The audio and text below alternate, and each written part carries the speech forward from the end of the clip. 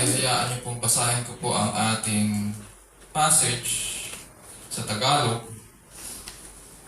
So, para sa ating karagdagang kaalaman. Romans chapter 5, verses 1 to 2. At ganito po ang sinasabi. Yaman nga na mga inaaring ganap sa pananampalataya, mayroon tayong kapayapaan sa Diyos sa pamamagitan ng ating Panginoong Hesukristo. Sa pamamagitan din naman niya'y nagkaroon tayo ng ating pagpasok sa pamamagitan ng pananampalataya sa biyayang ito na diyan ay nagsisilagi tayo. Nagagalak tayo sa pag-asa ng pagwalhatian ng Diyos. Ito po ang salita ng Panginoon. Purihin ang Diyos.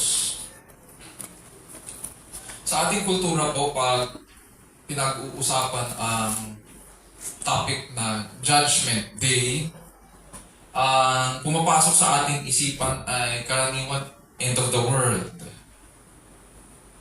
Yun, insofar as I remember, kapag nung kabataan ko po at napag-uusapan namin sa school yun, ganon yung konsepto ng Judgment Day. Na-associate siya sa konsepto rin ng end of the world. Sometimes, yung description ng end of the world ay may kinalaman sa technological advancements, madilim na future, maraming ilaw, at maraming flying cars. Pero sira-sira yung mga buildings at maraming mahihirap. At itong mga taong ito, they are ruled by a government that is corrupt. Society is ruled by a dictator or perhaps by a machine. Or sa panahon natin, meron na tayong AI. And human civilization is on the verge of extinction dahil nga mayroong bulalakaw na tatama sa mundo o dahil mamamatay na ang yung mismong araw natin, di ba? We know that the sun is a star at mayroong mga nagsasabi na ang araw daw ay may hangganan. Mamamatay din yan. And so, pag pinag-uusapan ng end of the world, mamamatay na rin yung araw. Ang tawag po sa ganitong konsepto ng future ay dystopian future. D-Y-S-T-O-P-I-A-N. Dystopian. Kung ang utopia ay concept of a perfect world, ang dystopia ay concept of a bad and devastated world. Maraming nagpapalaganap ng ganitong konsepto. Marami dyan, makikita natin sa mga pelikula na napapanood natin mula sa Hollywood. Nandyan ang mga movies ng Terminator. Napanood natin yun. Mga mahilig sa action movies. The Terminator, The Blade Runner, The Matrix, Mad Max, Fury Road, Waterworld, Armageddon. Napanood natin yun. Deep Impact, The Day After Tomorrow, at marami pa. Sa mga anime at cartoons, sa mga mahilig manood ng anime, nandyan ang Akira. Nandyan din ang Ghost in the Shell, Alita, Battle Angel, yung mga nakapanood ng Arcane at saka Cyberpunk. Yung mga old school katulad ko, Macross. Yan ang mga iba't ibang mga cartoons at saka anime na may kinalaman sa dystopian future natin. Or yung mga mahilig din sa Gundam. Yan. Fascinated tayo na malaman ang ating kinabukasan at ang katapusan ng mundo. And yet kapag pinag-uusapan ang Judgment Day, ang reaction ng marami sa atin ay kung hindi indifference or yung iba sa atin ay nakakaramdam ng takot at pangamba. Kitang-kita kasi natin na ang lahat ng bagay ay may katapusan. Lahat ng bagay mayroong katapusan. Kung ang mundo may katapusan, lahat ng bagay mayroon. Ang tao ay mamamatay rin. Ang mga bagay nasisira. Kung hindi nasisira, nag-e-expire. Nabubulok.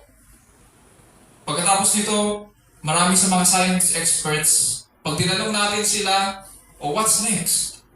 Hindi rin nila alam. Hindi nila masagot. It all boils down to, so kung ganon, ano ang meaning ng buhay? Kung matatapos pala ang lahat ng bagay at nagpapagal ako ngayon, nag-iipon ako, nag-iimpok, anong meaning nun?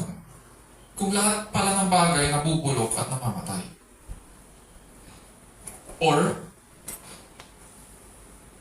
in the case of Christians, may parating na araw ng paghuhukom. May araw ng accountability. At dahil hindi alam ng mga science experts, ang natural na reaction natin sa mga bagay na hindi natin alam at hindi maintindihan, syempre ay takot. At the back of men's minds, kahit ayaw nila sa Diyos, alam nila na kailangan nilang humarap sa dakilang hukom. There is a day of reckoning for all of us, for all of mankind. Sabi nga sa Romans 14:11-12, "For it is written, As I live, says the Lord, every knee shall bow to me, and every tongue shall give praise to God. So then each of us will give an account of himself to God." Tandaan ko, grade 6 pa lang ako, nag-a-attend kami ng mga prayer meeting. At dati sa mga prayer meeting, merong mga mini-memorize na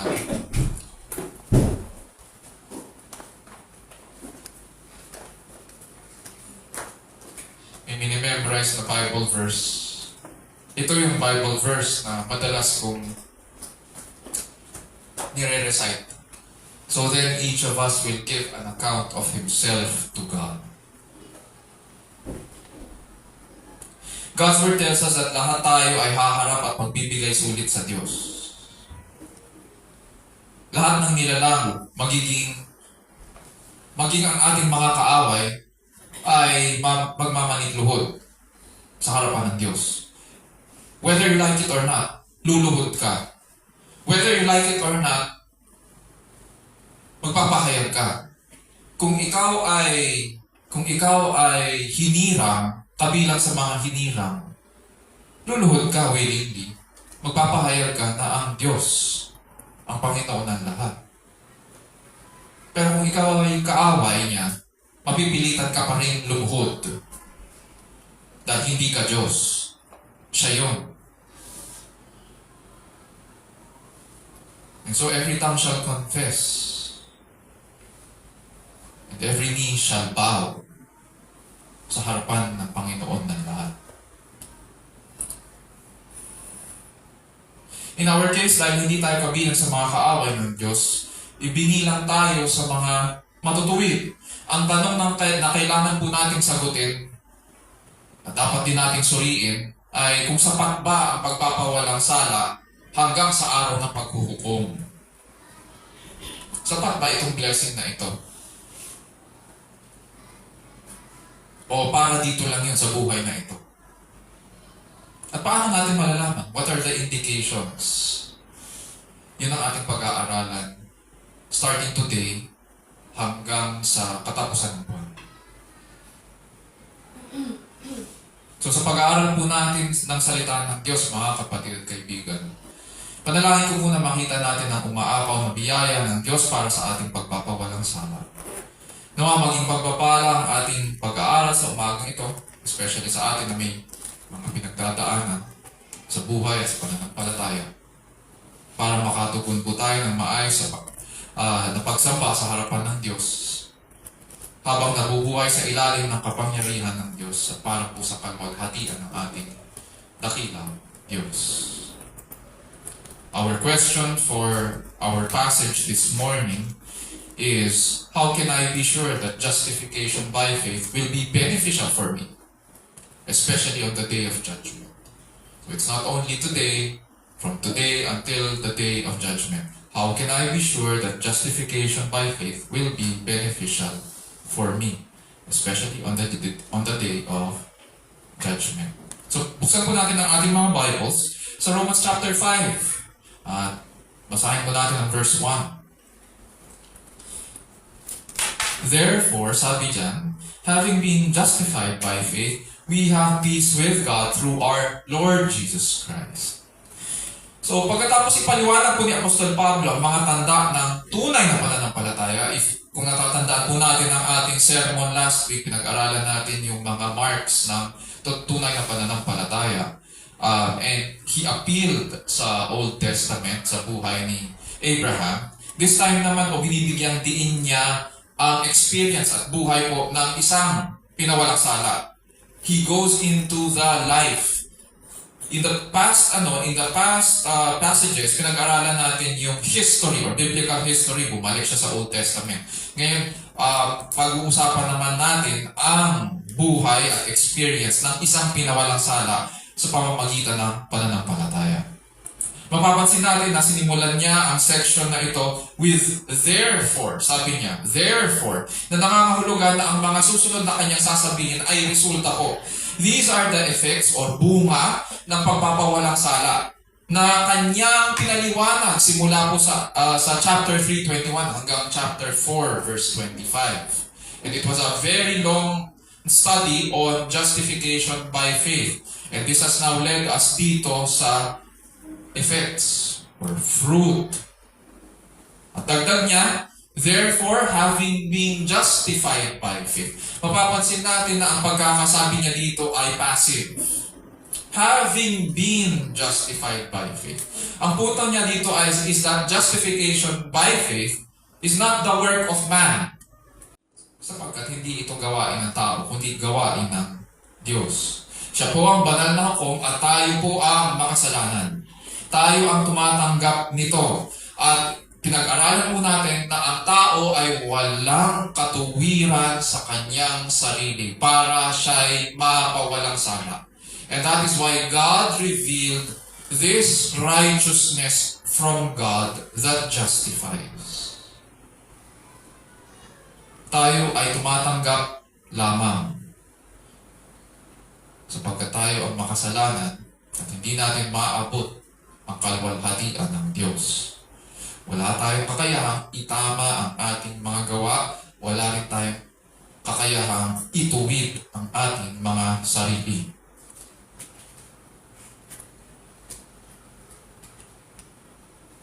Ganun pa man, God does not give to us what we deserve.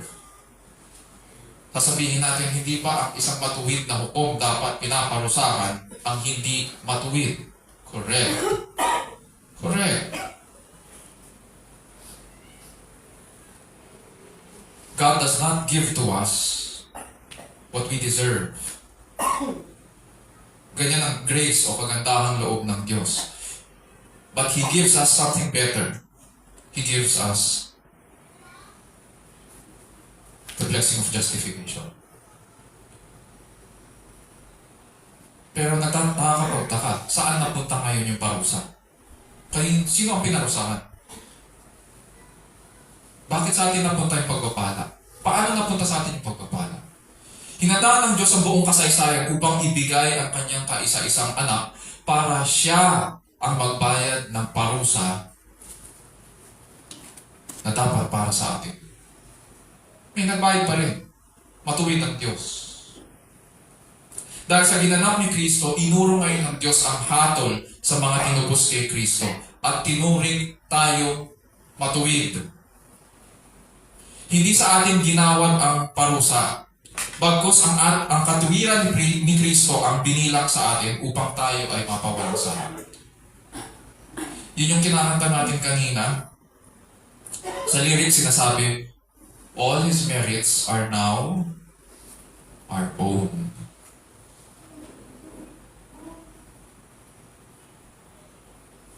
Ang patunay na tayo ay pinawalang sala kay Kristo ang kanyang muling pagkabuhay.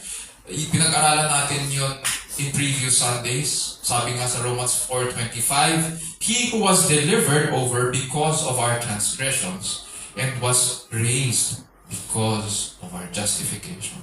The proof of our justification, the proof na tayo ay pinawalang sala o binilang na matuwid kay Kristo ay ang kanyang muling pagkabuhay.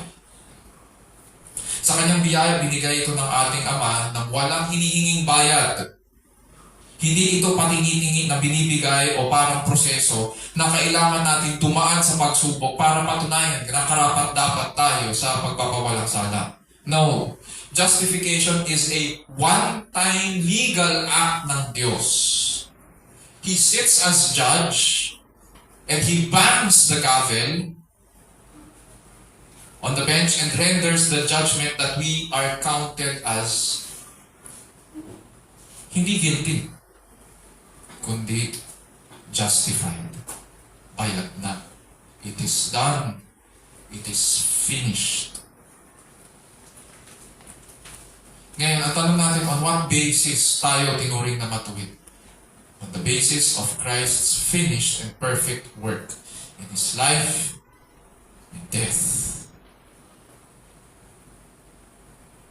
At katulad ng nangyari kay Abraham, na pinilang na matuwid sa pamamagitan ng pananampalataya, tayo rin ay pinilang sa mga matutuwid sa pamamagitan ng pananalig kay Kristo Jesus.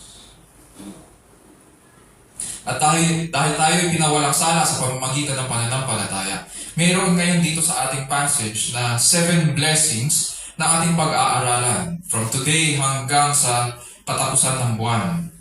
Other scholars would call these blessings as the fruit of justification or the results or effects of justification that are ours as God's people. Ito ngayon yung 7 benefits or blessings that abound to us because God justifies His people. Blessing number 1, sa verse 1 makikita yun, we have peace with God through our Lord Jesus Christ. We have peace with God through our Lord Jesus Christ. Blessing number 2, sa verse 2a, makikita natin we stand in God's grace.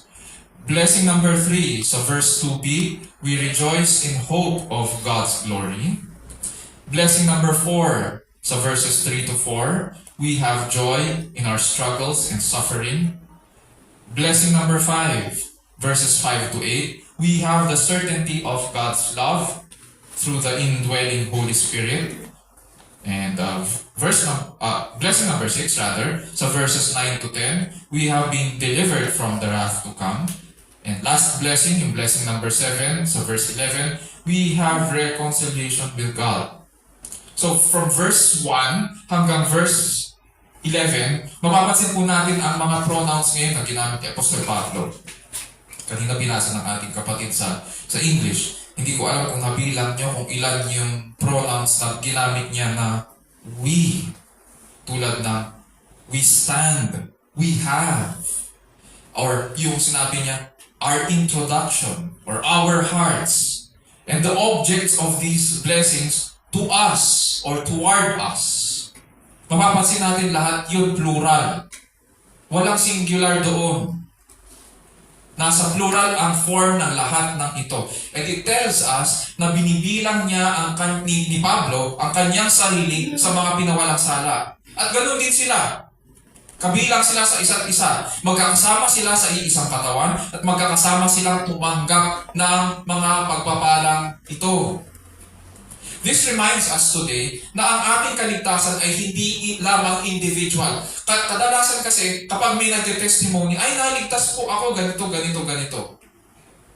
Personal, yes, I agree that salvation is also personal. But it is also collective or communal. Niligtas tayo. Tinubos tayo mula sa ating mga kasalanan. Hindi para mabuhay ng nag-iisa. Kaya kapag ako inintroduce sa isang sinasabi nilang Kristiyano, nakakilala daw sa Panginoon pero nag-iisa sa buhay Kristiyano, duda ako. I have to admit. Because in the Bible, there is no Christian na nag-iisa. Wala. Wala kang mababasa na Christian na nabubuhay mag-isa.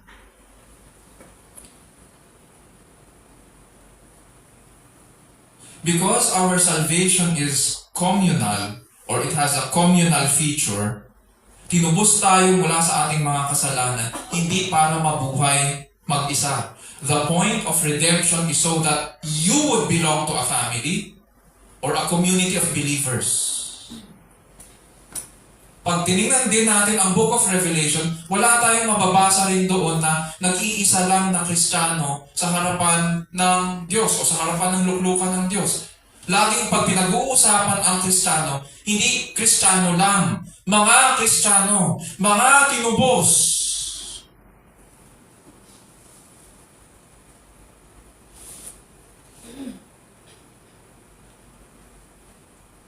It is always a community. It is always a family. And because this is the point of redemption, yun din ang point ng Christian life. To belong to a family. So I don't understand kung bakit yung iba parang ganito ang point nila. Umiiwas. Ayaw sa church. Nandun na ako, yung iba may pinagdadaanan. Pero kung buong buhay mo, ang gagawin mo, iiwas ka sa church. Iiwas ka sa pamilya mo. Nakakapagduda kung part ka ba ng family na yun. Saan ka nakakita na, oo, nandun ako, Christian ako, ang pangalan ko, ganito. Pero umiiwas ka buong buhay mo. Umiiwas ka sa pamilya mo. Halimbawa, sa pamilya namin, pamilya Vencer. Oo, Vencer din ako. Ngayon lang kita nakita. Tapos parang buong buhay mo, umiiwas ka pa. Sigurado ka ba kabilang ka sa amin? Parang ganun yun eh. Saan ka nakarinig ng isang, binibilang niya ang sarili niya doon sa pamilya niya, pero may isang beses, hindi mo man lang nakita. Or, merong iba, ganito pa ang style. Punta ka sa ganito, punta ka sa reunion, punta ka sa meeting, punta ka sa ganito. Attend ka. Tanggi ng tanggi. Pero pag may ibang nagtanong sa kanya, oo, Christian din ako.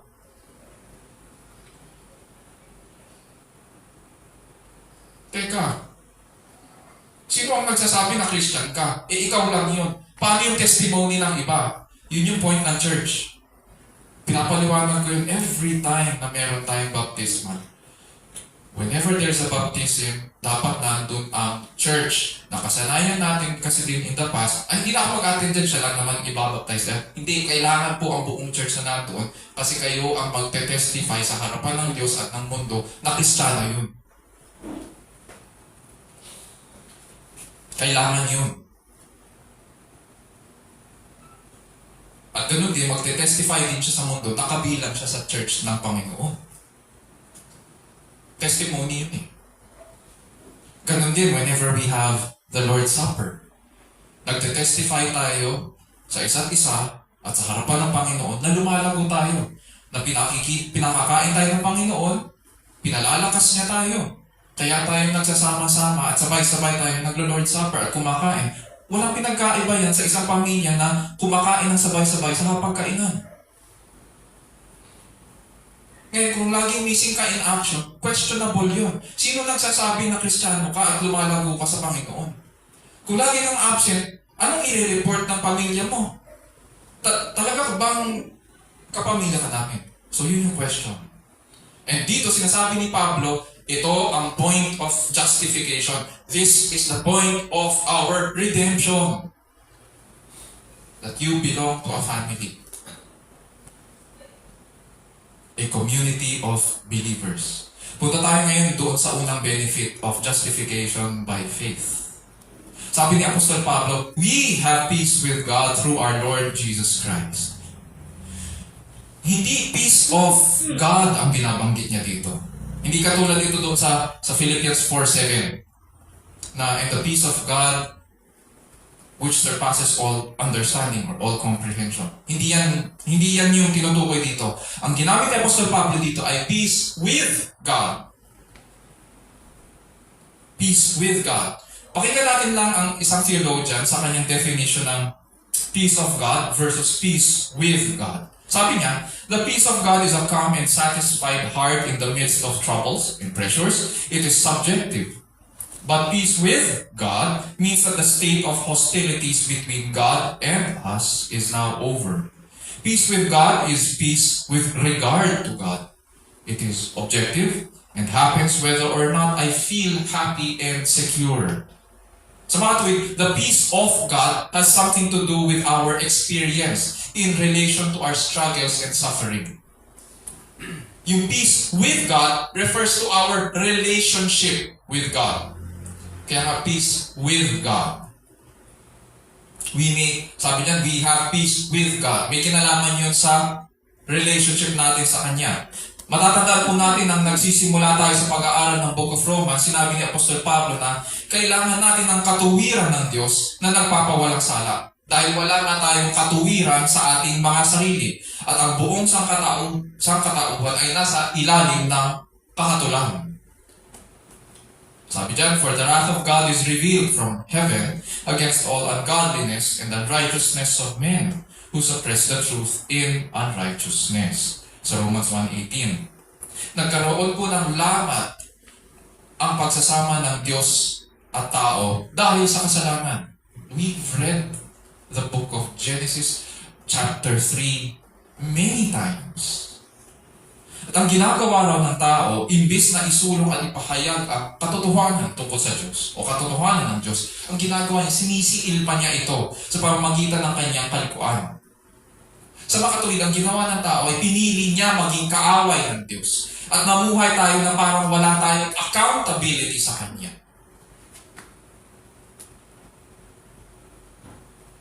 Inisip natin, bakit ako may accountability sa Kanya? May hininga ka, di ba? Ang hininga na yun nanggaling sa Kanya. Nabubuhay ka sa mundo niya. Siya ang lumikha ng mundong ito.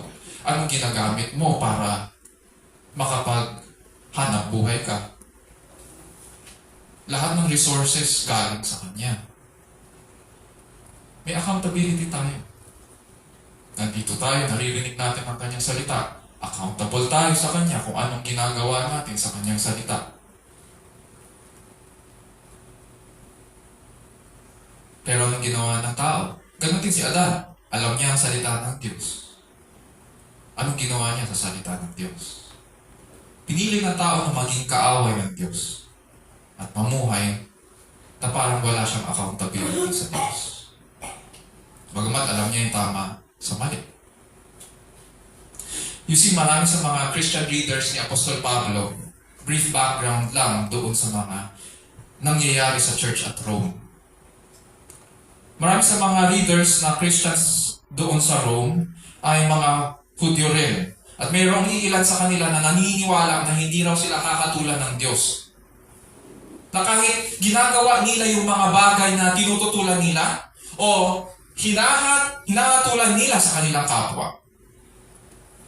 Paniwala nila na hindi sila ibibilang ng Diyos na makasalanan. Hindi tulad ng ibang mga makasalanan sa mundo. So, kumbaga may mga paniwala ng mga Hudyo, may levels ng pagiging makasalanan. Ito, hahatulan ito ng matindi. Kami, palibhasa kami, pinili ng Diyos, palibhasa, binigay sa amin ang kautusan, palibhasa, kami ay tuli. Hindi kami hahatulan katulad ng ibang mga makasalanan. Yun ang paniwala nila. But Paul corrected them at nalalaman na nila that this is not the case. Dahil walang pagtatangi sa dakilang hukom. Napag-aralan din natin ito, there is no partiality with God. For all who have sinned without the law will also perish without the law. And all who have sinned under the law will be judged by the law. And at this point in his letter, nais ni Pablo na i-comfort sila that God's grace has made justification secure for all who believe in Christ by changing our status and relationship with Him. Ngayon na tayo binilang na matuwid, na wala na ang puot ng Diyos. Dahil si Kristo ang naging pampalubag loob, all the legal requirements have been satisfied. Anong ambag natin? Tulad ni Abraham, nakatayo lang tayo at nakanganga. Wala tayong ambag dyan. Diyos ang gumawa lahat. Hindi nakaaway ang tingin niya sa atin, kundi mga binilang na matuwid. And so this leads us to the first point. How can I be sure that justification by faith will be beneficial for me, especially on the day of judgment? One, we have peace with God through our Lord Jesus Christ. Inayos ng Diyos yung pagsasama natin sa pamamagitan ni Yesu Cristo. And this leads us to verse 2. through whom also we have obtained our introduction by faith into this grace in which we stand, and we exalt in hope of the glory of God. Mahaba yung sentence niya. Himay-himayin lang natin ito. Dito sa verse 2, patuloy na pinapaliwanag ni Apostol Pablo, may dalawang pagpapala tayong natatamo sa pamamagitan ng Panginoong Jesus. Sabi niya, through whom also we have obtained our introduction by faith into this grace in which we stand. Ang subject dito sa verse 2 ay ang Panginoong Jesus. Sabi niya, through whom. Ang subject dyan ay ang Panginoong Jesus. Siya ang naglapit sa atin sa biyaya ng Diyos Ama upang tanggapin natin ito sa pananampalataya. Kung hindi dahil kay Jesus, hindi natin ito malalaman at matatamasa. And Paul says that it is in this grace that we are able to stand. It is in grace that we stand sa harapan ng Diyos. Kung walang biyaya, kung walang kagandahan loob ng Diyos, hindi tayo makakatayo sa kanyang harapan. Sa original language, ang salitang we stand ay nasa perfect active. Ibig sabihin, nagpapatuloy tayo dito. Kaya mapapansin nyo sa ibang Tagalog versions, kung Tagalog ang Bible nyo, mapapansin nyo ganito ang pagkakatranslate sa Tagalog. Diyan ay nagsisilagi tayo. Doon sa biyaya ng Diyos. Diyan ay nagsisilagi tayo or tinatamasa natin ito. Yung pagkakatagalog, mapapansin natin, nasa perfect tense. Nagpapatuloy. Tinatamasa. Nagsisilagi. Sa mga tuwid, nananatili tayo doon. Nagpapatuloy. At hindi na aalis pa. Hindi na tayo aalis doon sa biyaya ng Diyos. It is God who placed us there in His grace so that we can stand. At hindi tayo aalisin doon. And nothing can snatch us away. Sa ibang passages of Scripture, nothing can snatch us away from God's hand. He is the one who put things to right. And so we not only have peace with God through our Lord Jesus Christ. Number 2, we stand in God's grace. We stand in God's grace. Previously, ang stand natin sa harapan niya ay unrighteous. Pero dahil sa Panginoong Jesus, we now stand aright in God's grace. Tinama. It is God who corrects or puts things to right. And because we have peace with God through our Lord Jesus Christ and God's grace which we now enjoy, sabi naman ni Pablo sa verse 2b, and we exalt in hope of the glory of God. Para sa mga hinirang at pinawalaksala kay Kristo, ang araw po ng paghuhukom ay hindi natin kinatatakutan. Bagamat siguro yung iba sa atin ay may kaba, ano kaya tatanong ng Panginoon sa akin sa araw na yun? Sa akin ang idea ko lagi pag araw ng paghuhukom, parang katulad nung CCAT ako at saka COCC. Sino ba dito nag-CAT? COCC? Ilan lang kami. Sino dito nag-ROTC? ROTC kayo. Sa tuwing tinatawag kami ng aming mga komandan at sumisigaw mula sa pinakamalayo ang komandan, pagsisiyasat, siguradong maghanda ka na. Dapat lahat ng sandata ready. Kung ikaw ay platoon leader, dapat lahat, ultimo pati yung simula sa boots hanggang doon sa badge sa pinaka-beret mo o kung meron man kang headdress, dapat maayos yun. Tatayo ka sa harapan ng commandant mo, iikot yan at titignan kung nasa ayos yung pasuotan mo at kompleto ang lahat ng gear mo. Disiplina yun. Kailangan handa ka. At ganoon din dito, ang prinsipyo. Whenever I think of yung araw ng paghuhukom, ngayon pa lang, hinahanda na tayo ng Panginoon para sa araw na yun. So, In what way niya tayo hinahanda? Kaya nga tayo hindi natatakot kasi it is something we anticipate and hope and rejoice in dahil ang ginagawa niya sa atin, pinapadaan niya tayo sa mga pagsubok. Siguro iniisip natin, Pastor, ang hirap naman niya. Ganun yung paghahanda, pinadadaan tayo sa pagsubok at saka mga paghihirap sa pananampalataya. It is because that is the way in which God shows His grace toward us. The grace in which we stand today will lead us into that future hope on the day of judgment. Matatandaan natin ang panalangin ng Panginoong Hesus. O balikan natin siya nung nabubuhay ang Panginoon. At mayroon siyang panalangin sa John 17 sa halamanan ng Gethsemane bago siya mamatay. Sabi niya, this is eternal life. Kausap niya ang Ama. This is eternal life, that they may know you, the only true God and Jesus Christ whom you have sent. Sa verse 3 ng John 17. Therefore, eternal life is about knowing God, our Father, at ang kanyang anak na si Yesu Cristo na kanyang pinadala. We have an eternity to know God. Yun yung eternal life. And that is what we will do in the new heavens and new earth. Sabi ni Jesus Cristo, this is eternal life, that they may know you, the only true God, and Jesus Christ whom you have sent. Tapos sa verse 24, sabi rin niya, Father, I desire that they also, whom you have given me, be with me where I am, so that they may see my glory, which you have given me, for you loved me before the foundation of the world. So because no man hath seen God at any time, only the Son, ang ibig niya ay makilala natin ang Ama sa pamamagitan niya. And this is what we are doing today. And we will have an eternity para makilala ang Diyos sa pamamagitan ng Panginoong Jesus. Siya ang nagre-reveal sa atin perfectly kung sino ang Ama. Hindi siya ang Ama. Pero it is His ministry na i-explain sa atin at ipahayag sa atin ng Ama.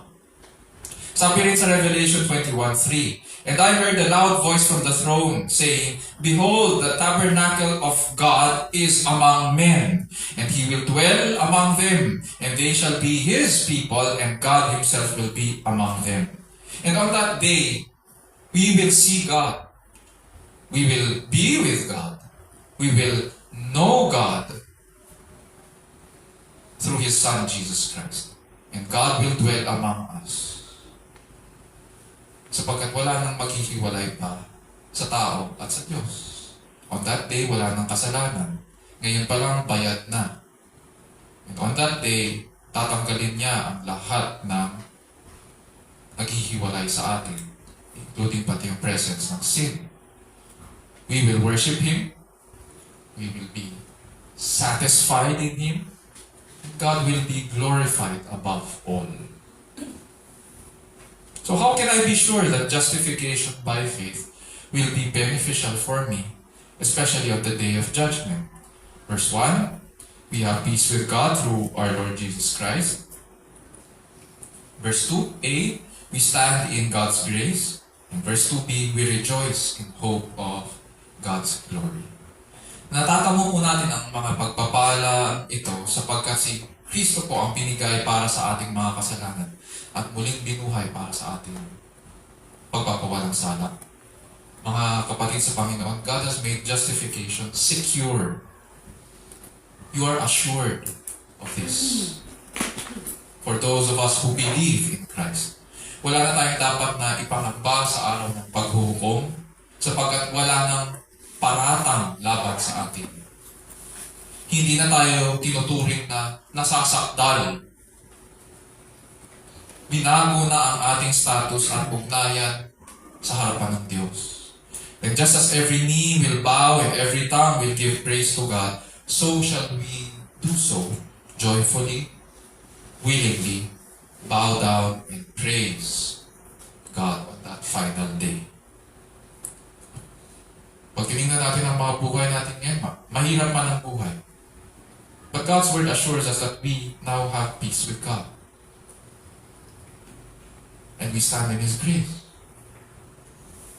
And the joy of being with God in eternal glory are ours as a possession. These are the abounding benefits of justification that God has bestowed upon you. Isa puso natin ang mga bagay na ito at lumapit tayo ng may umaapaw na papuri at pasasalamat sa ating matuwid at dakilang Panginoon. Tayo na lang. We're loving.